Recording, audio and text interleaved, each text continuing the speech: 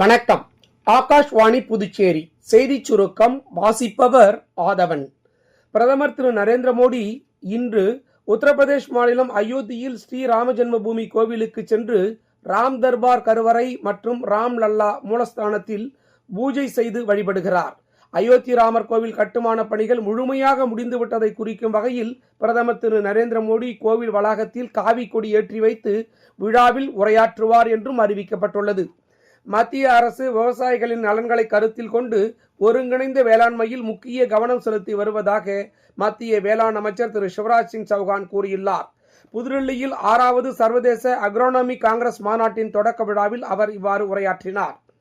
தேசிய சுகாதார இயக்கம் நாடு முழுவதும் உள்ள மருத்துவமனைகளின் பிரசவ அறைகள், மகப்பேறு அறுவை சிகிச்சைகளின் அரங்குகளின் தரத்தை பல்வேறு கட்டங்களாக அளவீடு செய்து சான்றிதழ்களை வழங்கி வருகிறது.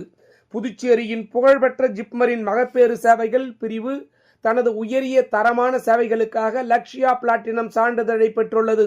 இது தேசிய அளவில் புதுச்சேரி ஜிப்மர் மருத்துவமனையின் சேவை தரத்திற்கு கிடைக்கப்பெற்ற ஒரு அங்கீகாரமாகும். புதுச்சேரி நகரின் மையப்பகுதியான மறைமலை அடிகள் சாலை அருகிலும் வெங்கடசுப்பா ரெட்டியார் சிலை அருகிலும் அடிக்கடி போக்குவரத்து நெரிசல் ஏற்படுகிறது.